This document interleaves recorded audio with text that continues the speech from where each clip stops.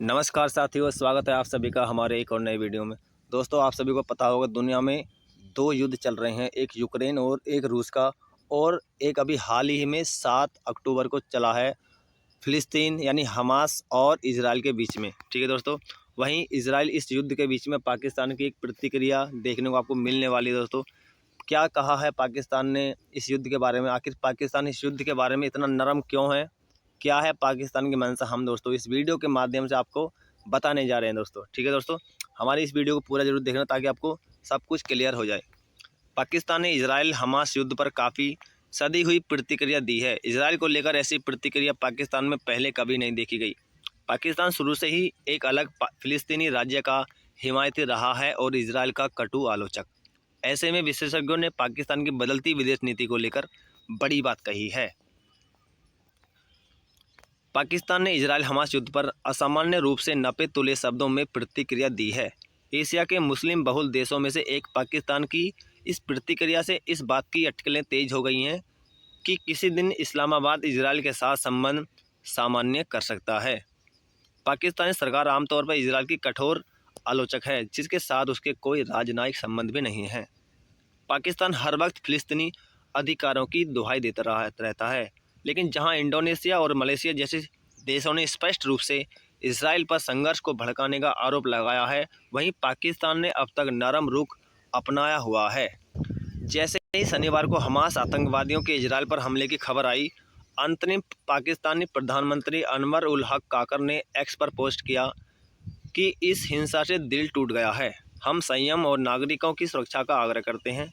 मध्य पूर्व में स्थायी शांति एवं व्यवहार्य सन्निहित संप्रभु फिलिस्तीन राज्य के साथ दो राज्य समाधान में निहित हैं। उदाहरण के लिए, यह रविवार को मलेशियाई प्रधानमंत्री अनवर इब्राहिम के प्रतिक्रिया वाली ट्वीट की तुलना में काफ़ी हल्का था, जिसमें उन्होंने लिखा था, फिलिस्तीनी लोगों से संबंधित भूमि और संपत्ति की जब्ती जायनोनिवादियों द्वारा लगातार ली जाती है। इस अन्याय के परिणामस्वरूप सैकड़ों निर्दोष जिंदगियों का बलिदान दिया गया है। पाकिस्तान के विदेश कार्यालय ने अपना सतर्क बयान जारी करते हुए कहा, हम मध्य पूर्व में उभरती स्थिति और इजराइल और फिलिस्तीनियों के बीच शत्रुता के बढ़ने पर बारीकी से नज़र रख रहे हैं। हम बढ़ती स्थिति की मानवीय लागत के बारे में चिंतित हैं। रेड विश्लेषक डेरेक ग्रासमैन ने ट्विटर पर लिखा, पाकिस्तान जो परंपरागत रूप से इजराइल विरोधी और फिलिस्तीन समर्थक रहा है, दिलचस्प बात यह है कि वह बढ़ती स्थिति पर चिंता व्यक्त करते हुए इजराइल पर नरम रुख अपना रहा है। यहाँ तक कि पाकिस्तान के प्रमुख इस्लामी राजनीतिक दल जमीयत उलेमा ए इस्लाम के प्रमुख मौलाना फजल उर रहमान ने भी फिलिस्तीनियों से इजराइलियों के मानवाधिकारों का सम्मान करने को कहा है। यह अभूतपूर्व था, क्योंकि पाकिस्तान में इस्लामीवादी नेता अपने कट्टर फिलिस्तीन समर्थक रुख के लिए जाने जाते हैं।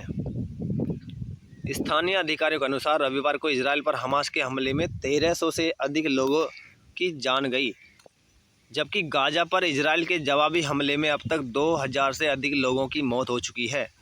आशंका जताई जा रही है कि जैसे जैसे युद्ध आगे बढ़ेगा, भावनाएं कठोर हो सकती हैं।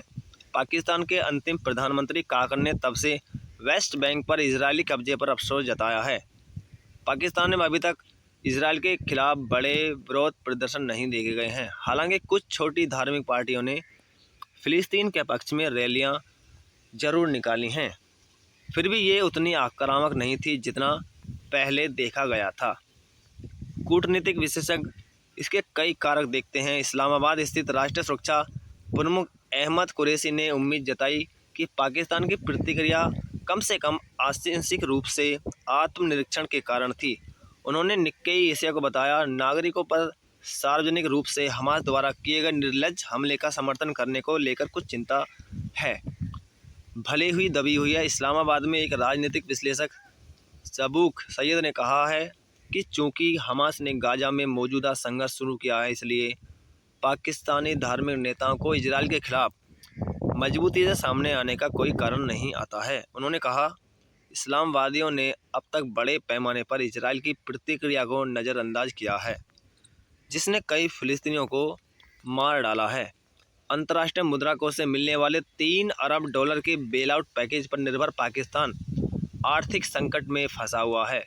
विल्सन सेंटर में साउथ एशिया इंस्टीट्यूट के निदेशक माइकल कुगेलमैन ने निक्केई एशिया को बताया है कि पाकिस्तान में इस्लामाबादी समूह शक्तिशाली सेना के प्रभाव में है और उन्हें लो प्रोफाइल रखने की सलाह दी गई है ताकि जब इस्लामाबाद को इसकी सहायता की सख्त ज़रूरत हो तो पश्चिमी सरकारों का विरोध करने से बचा जा सके।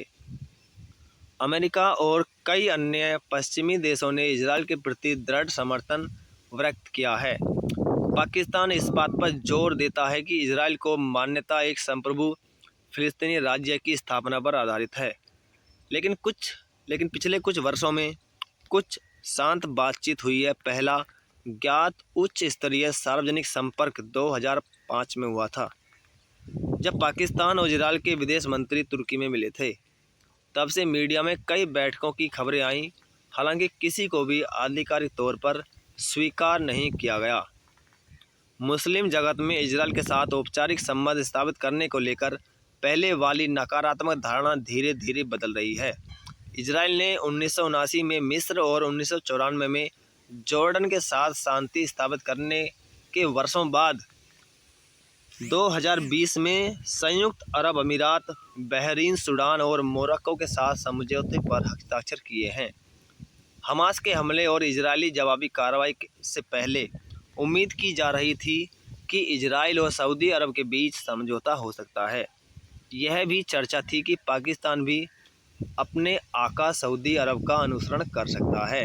तो दोस्तों, पहले देखा जा रहा था कि इजरायल और सऊदी अरब के जो रिश्ते हैं वो नॉर्मल होने की कगार पर हैं, और अब हमास और इजरायल के इस युद्ध ने उसको भी अब किनारे कर दिया है। दोस्तों, अब नहीं लगता कि इजरायल और सऊदी अरब के रिश्ते सामान्य हो पाएँ, और इजरायल और हमास के अगर रिश्ते सामान्य नहीं होते हैं, इजरायल और सऊदी अरब के रिश्ते सामान्य नहीं होते हैं, तो भारत ने जो एक प्रोजेक्ट लॉन्च किया था IMEC, India middle east economic corridor, ये भी दोस्तों पूरा नहीं होने वाला।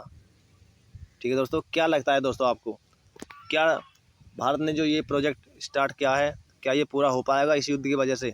आप हमें दोस्तों कमेंट बॉक्स में ज़रूर बता सकते हैं। तो दोस्तों, यही था इस वीडियो के अंदर। कैसा लगा आपको हमारा वीडियो? अगर दोस्तों आपको हमारा वीडियो थोड़ा सा भी अच्छा लगा हो तो प्लीज़ लाइक कर देना, और दोस्तों आप हमारे चैनल में पहली बार आए हो तो प्लीज़ सब्सक्राइब कर देना, ताकि हर एक वीडियो आप तक दोस्तों तुरंत पहुंच जाए, और ये जो युद्ध है, इस युद्ध की हर एक अपडेट हम आपको समय पर देते रहें दोस्तों। तो दोस्तों, मिलते हैं अगली वीडियो में, तब तक के लिए टेक केयर।